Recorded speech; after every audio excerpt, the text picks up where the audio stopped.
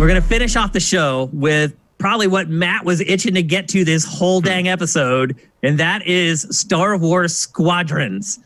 Rogue Leader returns. Well, no. Well, it's not, but it's as close as we're going to get at this point, I think. Rogue Leader is not what I want. Rogue Leader is... You got what you actually wanted. Yeah. So Rogue Leader is an arcade game. X-Wing and TIE Fighter are more Sims with arcade elements. I was amused and slightly touched by how many people I know in the industry that were aware of what this is contacted me and said I didn't need to worry about anything. Really? They just proactively reached out to you? Yeah, well, I think because I did say on social media a few places, like, I'm looking forward to it. I just hope it's not fucking mobile garbage or something. Right. And I got like 4 or 5 people that reached out were like, just so you know. You're all good. You're not going to be unhappy. It's okay. And I'm like, I appreciate that everybody knows that this is so important to me that it was going to affect my mood over the weekend if I didn't get some reassurance. And I did, and they were right. Like, what we see in this cinematic trailer is definitely more of what I've been looking for since 1990 goddamn 8. You have talked about this game, wanting this game since like the first episode of GameFace. Yeah, it's definitely like one of my dream. Like, what would you have them bring back? Yeah, TIE Fighter is one of my top 3 for sure. And we're, obviously we don't know a whole lot about like kind of the basics on things, but what are you reacting to there? So OCD Master in chat just said Amazon leaked the PS5 price, €500 for the standard edition and €400 for the digital edition. All right, $499. Huh. Interesting. See what US Microsoft's dollars, got. that's way less. I mean, if they convert it. Those prices are going to stay the same, though. I'm sure. I don't think they're going to do that. I'm sure, yeah. But Euros, that's pretty spendy. But the thing, so we're going to see gameplay on Thursday at the EA event. So we'll just have no more then. So VR. here's my full VR support. Which I think the most directed comparison here is that Rogue One VR mission they put out for Battlefront 1 on the PS4.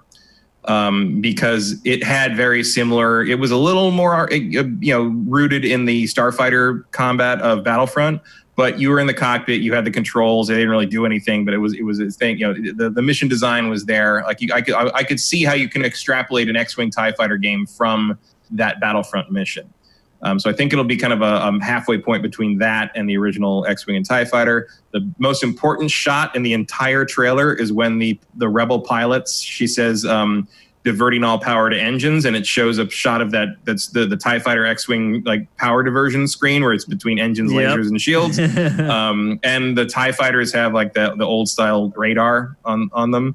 So clearly we are in X-Wing TIE Fighter territory, which is great. I'm sure it'll be streamlined beyond, I doubt you will be flying around slow-paced missions, scanning rectangles, pretending to be freighters, and guarding them in a Y-wing. But I feel like the campaign's set after the Galactic Civil War, so that kind of tells you where the time frame is. There's 5 versus 5 multiplayer, which is cool. Dogfighting, although a lot of dogfighting multiplayer games end up just becoming these things where you just chase each other in circles. We'll see. Yeah, I'm wondering if they can really make that be a sustainable thing, because even the Starfighter stuff in Battlefront got old after about 2 days. Yeah, if you're in space where there's no objects to like fly behind or around, and you're just in open, free air, it gets boring pretty quick. And the campaign is being written by Mitch Dyer.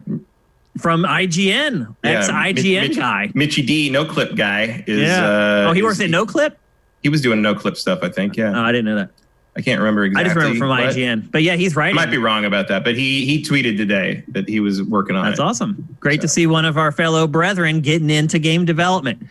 The other details, so far they've confirmed the A-Wing, the X-Wing TIE Fighters, and the TIE Bomber. And there's going to be a lot of unlocks in the game as far as cosmetics and new weapons and things for your ships. And it's coming to every VR platform, including PlayStation VR. So it's coming out for Vive and Rift and PlayStation VR. It looks great. Is that any of that stuff in engine, what they showed? That's all in engine. Is it? But obviously, it's Frostbite, so that could mean anything. They could be fully rendering everything in post already, and it doesn't, and there's even a little thing on the bottom of the trailer that says not all imagery will be in the game, so there's some obviously just to cover their butts in that. Probably not going to have the moment where all of them rush at each other and the Star Destroyer comes up out of the clouds like that. Yeah. But yeah, so I mean, we'll see what it looks like on Thursday in gameplay. Finally, EA Motive getting something out. Motive gets, but like I said, they got another Star Wars game this year, and it turned out to be the one I wanted since I was in college. So cool. I hope they don't blow it. I hope it's not microtransaction fests or something. I hope they learn their lesson from Battlefront 2. They're already talking about that stuff, though. They're greasing the wheels for it. Look, if there's any one of these things is going to get me to do that stupid whale shit, it's going to be this one. So here we go. Definitely.